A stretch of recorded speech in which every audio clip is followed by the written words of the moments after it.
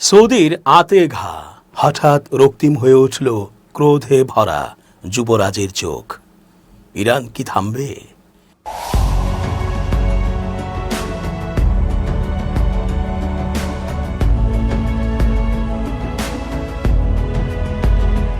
আসসালামু আলাইকুম প্রিয় দর্শক, আমন্ত্রণ আজকের আলোচনায়। চেঞ্জ টিভির আন্তর্জাতিক চোখ অনুষ্ঠানে যে রতন স্বাগত জানাচ্ছি। সৌদির এক রাষ্ট্রীয় কর্তা সম্প্রতি জানিয়েছিলেন, ইরান না থামলে তারা আর সহ্য করবে না, তাদের ধৈর্যের বাঁধ ভেঙে গেছে। প্রশ্ন হলো এখন তাহলে কি হবে? ইরানের ওপর হামলা করবে সৌদি আরব, নাকি যে ঘাঁটি গড়তে দিয়েছে ওই দুই বেপরোয়া রাষ্ট্রকে তাদেরকে আরও সুযোগ সুবিধা বাড়িয়ে দিয়ে হামলা জোরদার করার জন্য সহায়তা করবে? ইরানের চারপাশে ইসলামী রাষ্ট্রগুলো এটা কবে থেকেই করে আসছে, এ আর নতুন কি?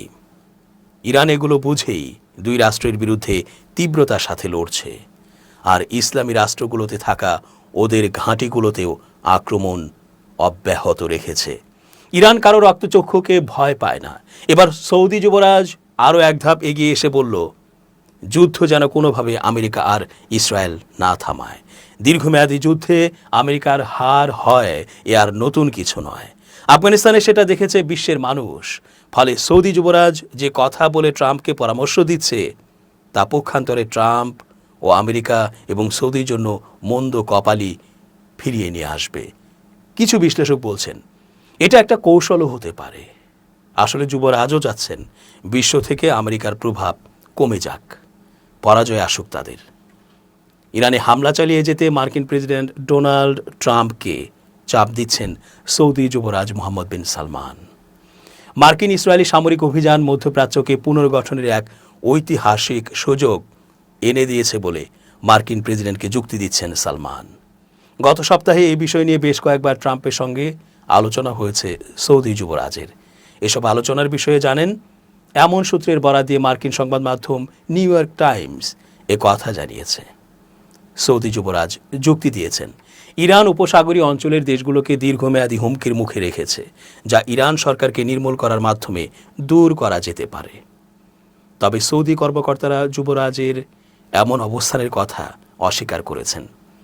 ইরানের পররাষ্ট্রমন্ত্রী আব্বাস আরাঘচি বলেছেন, সাময়িক নয়, পূর্ণাঙ্গ যুদ্ধবিরতি চায় ইরান। চীনের পররাষ্ট্রমন্ত্রী ওয়াং ইর সাথে আলোচনায় তিনি এসব কথা বলেন।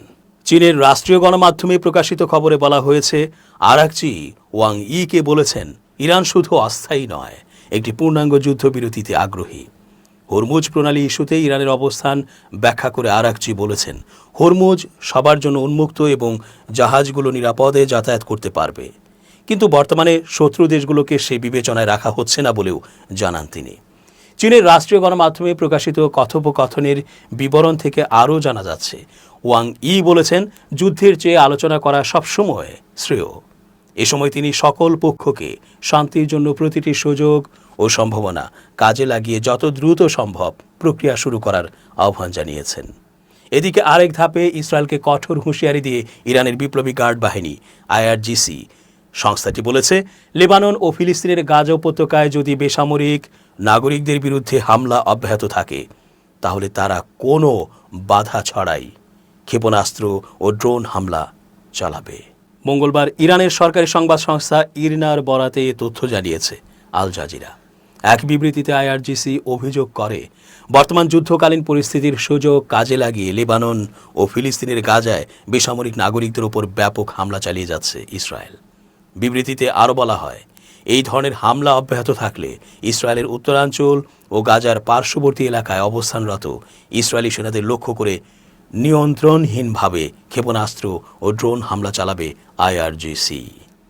ইরানের এই সর্বশেষ হুঁশিয়ারি আঞ্চলিক উত্তেজনা আরও বাড়িয়ে দিতে পারে এবং পরিস্থিতি নতুন করে সংঘাতের দিকে গড়াতে পারে। তবে আইআরজিসির এই হুমকির পর ইসরায়েল বা আন্তর্জাতিক সম্প্রদায়ের পক্ষ থেকে তাৎক্ষণিকভাবে আনুষ্ঠানিক প্রতিক্রিয়া জানানো হয়নি। যুদ্ধ বন্ধ নিয়ে যুক্তরাষ্ট্রের সঙ্গে কোনো ধরনের সমঝোতা আলোচনার দাবি প্রত্যাখ্যান করেছে ইরান। দুই দেশের মধ্যে খুব ভালো আলোচনা হয়েছে।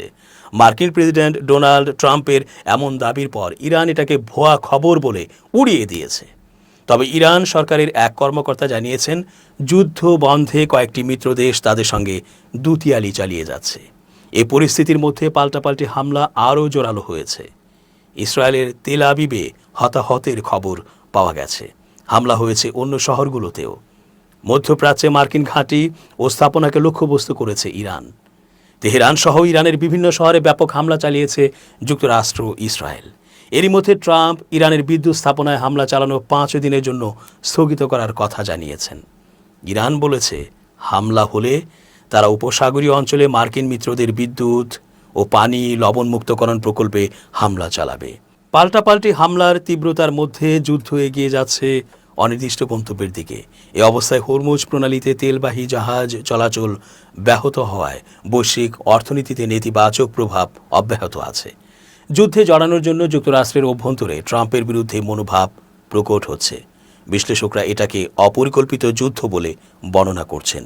ইরানের মিত্র রাশিয়ার পররাষ্ট্রমন্ত্রী সের্গেই ল্যাভরভ অবিলম্বে সংঘাত বন্ধের আহ্বান জানিয়েছেন। গেল মঙ্গলবার ছিল যুদ্ধের 25তম দিন। ওমানের মধ্যস্থতায় আলোচনা চলাকালে ইসরায়েল যুক্তরাষ্ট্রের হামলায় শুরু হওয়া যুদ্ধে নতুন মধ্যস্থতাকারী হিসেবে নাম আসছে পাকিস্তানের। গেল মঙ্গলবার দ্য গার্ডিয়ান লিখেছে, দেশটির রাজধানী ইসলামাবাদে ওই আলোচনায় যুক্তরাষ্ট্রের পক্ষে অংশ নিতে পারেন দেশটির ভাইস প্রেসিডেন্ট জেডি ভ্যান্স। ইসরায়েলের প্রধানমন্ত্রী বেনিয়ামিন নেতানিয়াহুর সঙ্গে ভ্যান্সের ফোনালাপের প্রেক্ষাপটে নতুন এই অগ্রগতির বিষয়টি সামনে এলো। এরই মধ্যে ট্রাম্পের বিশেষ দূত স্টিভ উইটকফ ইসলামাবাদ সফরের প্রস্তুতি নিচ্ছেন। 3 সপ্তাহ ধরে ইরানের মানুষ ধীরে ধীরে নতুন পরিস্থিতির সঙ্গে নিজেদেরকে খাপ খাইয়ে নিচ্ছে। ইরানের 31টি প্রদেশের মধ্যে প্রায় 28টিতেই ইসরায়েল ও যুক্তরাষ্ট্র হামলা চালিয়েছে। যুদ্ধ ইরানিদের দৈনন্দিন জীবনকে বিপর্যস্ত করে তুলেছে। তুরস্কের রজব তাইব এরদোয়ান বলেছেন, ইরানের বিরুদ্ধে যুক্তরাষ্ট্র ইসরায়েলের যুদ্ধে শান্তি প্রতিষ্ঠায় তুরস্ক তার সর্বশক্তি দিয়ে কাজ করে যাবে। দেশটির জ্বালানি মন্ত্রী আলপারসলান বাইরাক্তার মন্ত্রিসভার বৈঠকের পর সাংবাদিকদের বলেন, ইরান থেকে প্রাকৃতিক গ্যাস সরবরাহে কোনো সমস্যা নেই। ইরানের প্রেসিডেন্ট মাসুদ পেজেশকিয়ান বলেছেন, অনেক দেশ যুক্তরাষ্ট্র ও তার মিত্র ইসরায়েলকে তাদের হামলার জন্য নিন্দা ও ঘৃণা জানাচ্ছে। তিনি বলেন, বিশ্বের স্বাধীন মানুষের হৃদয় জায়নবাদীদের সঙ্গে নেই। ইরান জানিয়েছে, পররাষ্ট্রমন্ত্রী আব্বাস আরাঘচি মালয়েশিয়ার পররাষ্ট্রমন্ত্রীর সঙ্গে যুক্তরাষ্ট্র ইসরায়েল যুদ্ধের প্রভাব নিয়ে আলোচনা করেছেন। মালয়েশিয়া যুদ্ধের উত্তেজনা হ্রাস ও আঞ্চলিক স্থিতিশীলতার আহ্বান জানিয়েছে।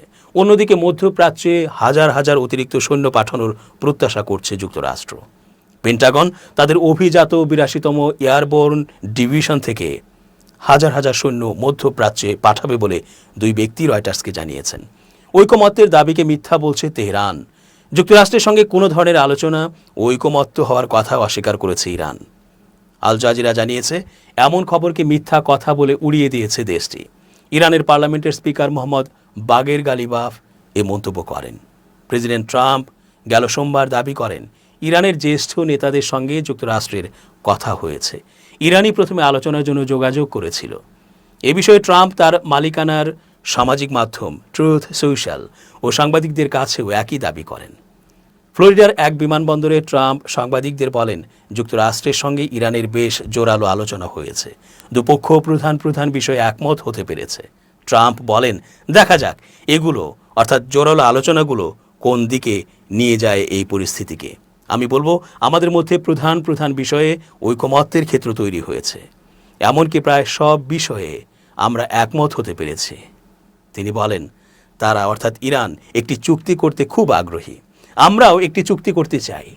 ট্রাম্পের দাবি, তার মধ্যপ্রাচ্য বিষয়ক দূত স্টিভ উইটকফ ও জামাতা জ্যারেড কুশনার এ আলোচনা চালাচ্ছেন।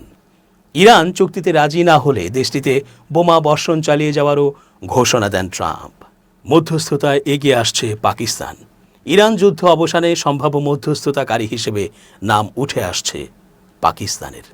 ফাইন্যান্সিয়াল টাইমস ও অ্যাক্সিওস জানিয়েছে, এই প্রচেষ্টার অংশ হিসেবে পাকিস্তান যুক্তরাষ্ট্র ও ইরানের উচ্চপদস্থ কর্মকর্তাদের বৈঠকের স্থান হিসেবে ইসলামাবাদকে প্রস্তাব করেছে। বিবিসির প্রতিবেদনে বলা হয়, এখনও বিষয়টি আনুষ্ঠানিকভাবে নিশ্চিত করা হয়নি। তবে পাকিস্তানের নাম আসায় আশ্চর্য হওয়ার কিছু দেখছেন না অনেকেই। ইরানের সঙ্গে পাকিস্তানের ঘনিষ্ঠ সম্পর্ক রয়েছে। আবার হোয়াইট হাউসে প্রেসিডেন্ট ট্রাম্প দ্বিতীয় মেয়াদে আসার পর তার প্রশাসনের সঙ্গেও দেশটির উষ্ণ সম্পর্ক রয়েছে। দর্শক, আজ এ পর্যন্তই। ধন্যবাদ। change tv.press, এক ফোঁটা হলুদও নেই।